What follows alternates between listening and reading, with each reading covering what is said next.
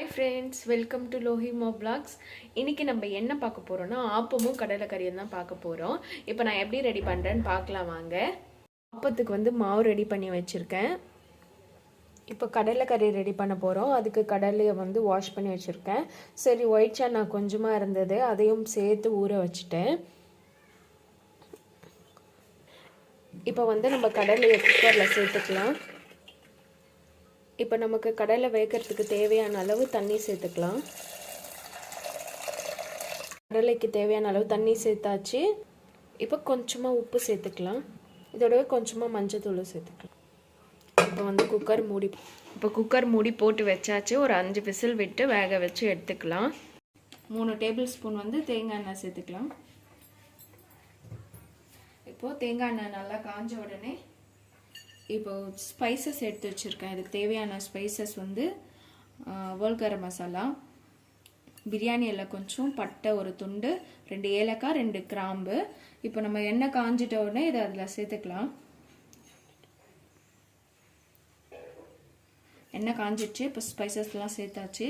தேங்காய் எண்ணெய் சேர்த்தா ரொம்பவே நல்லாயிருக்கும். கடலைக்கறிக்கு டேஸ்டியாக இருக்கும். இப்போ நம்மளுக்கு இந்த ஹோல் கரம் மசாலா நல்லா பொரிஞ்சு வந்த உடனே நான் வந்து 2 மீடியம் சைஸ் வெங்காயம் கட் பண்ணி வச்சுருக்கேன். அதையும் சேர்த்துக்கலாம்.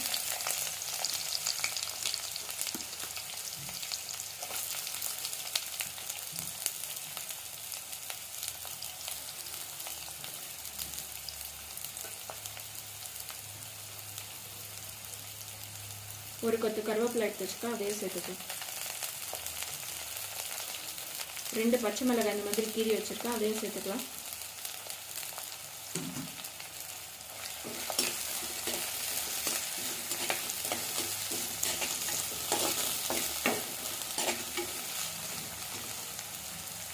நல்லா கண்ணாடி பதத்துக்கு வந்தோடனே இஞ்சி பூண்டு பேஸ்ட் சேர்த்துக்கிட்டோம்.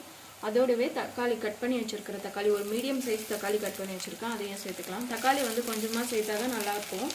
அதனால் கொஞ்சமாக சேர்த்துக்கேன். தேவையான அளவு வந்து உப்பு சேர்த்துக்கலாம். இப்போ ஒரு பிஞ்ச் அளவு மஞ்சள் தூள் சேர்த்துக்கலாம். ஒரு 1/2 ஸ்பூன் வந்து மல்லித்தூள் சேர்த்துக்கிறேன். ஒரு 1/4 ஸ்பூன் கரம் மசாலா, 1/2 ஸ்பூன் வந்து குழம்பு மிளகாத்தூள், ஒரு 1/2 ஸ்பூன் வந்து ஜீரகத்தூள். ஃப்ளேவர் நல்லாயிருக்கும், அதனால ஜீரகத்தூள் சேர்த்து. இப்போ இந்த மசாலாஸ்லாம் சேர்த்து நல்லா வதக்கிட்டு பச்சை ஸ்மெல் போகிற அளவுக்கு நல்லா வதக்கிட்டு நம்ம பாயில் பண்ணி வச்சுருக்கிற கடலையை எடுத்து இதில் சேர்த்துக்கலாம். கடலை பாயில் பண்ணி வச்சுருக்கோம் இல்லையா, இந்த தண்ணியோடவே சேர்த்துக்கலாம். நம்ம வந்து ஊற வச்ச தண்ணி தான் சேர்க்கக்கூடாது. பாயில் பண்ண தண்ணி வந்து அப்படியே சேர்த்துக்கலாம்.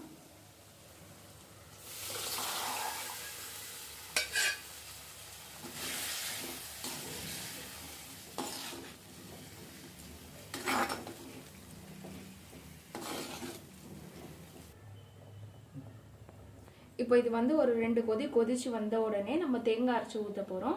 அதுவரை இது கொதிக்கட்டும். ஒரு மூடி போட்டுட்டு இப்போ தேங்காய் வந்து இந்த அளவு எடுத்துட்டா போதும். தேங்காய் வந்து கட் பண்ணி மிக்ஸி ஜாரில் சேர்த்தாச்சு. இப்போ ஒரு 1/4 ஸ்பூன் வந்து சோம்பு சேர்த்துக்கலாம். இது நம்ம வந்து தாளிக்கும் போதுமே போட்டுக்கலாம், இல்லைனா இந்த மாதிரி தேங்காயில் அரைச்சியும் சேர்த்துக்கலாம். சோம்பு வந்து எக்ஸஸாக சேர்க்கக்கூடாது, இல்லைனா சோம்பு ஸ்மெல்லே அதிகமாக இருக்கும். இப்போ நம்மளுக்கு வந்து கடலைக்கறி நல்லா கொதிச்சிட்ருக்கு. இப்போ நம்ம அரைச்சி வச்சிருக்கிற தேங்காயை இதில் சேர்த்துக்கலாம்.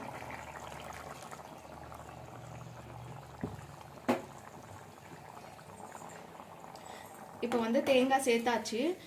தேங்காய் சேர்த்து ஒரு 2 மினிட்ஸ் வந்து நல்லா கொதிச்ச உடனே நம்ம அடுப்பை ஆஃப் பண்ணிடலாம். இப்போ வந்து நம்மளுடைய கடலைக்கறி ரெடி ஆகிடுச்சு, சூப்பராக ரெடி ஆகிடுச்சு.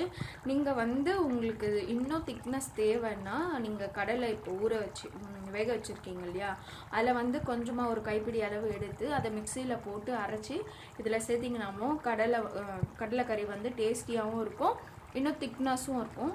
எங்களுக்கு வந்து இந்தளவு திக்னஸ் போதுன்றதுனால நாங்கள் அதை அரைச்சி சேர்க்கல. உங்களுக்கு தேவையானதான் அந்த மாதிரி பண்ணிக்கோங்க. அது மாதிரி பண்ணாலும் நல்லாயிருக்கும்.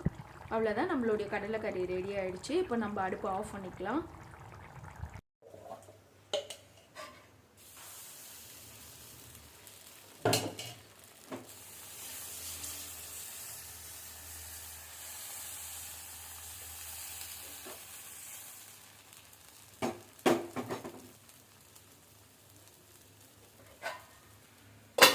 அவ்வளோதான் ஃப்ரெண்ட்ஸ், நம்மளுடைய ஆப்பமும் கடலைக்கறியும் ரெடி ஆகிடுச்சு.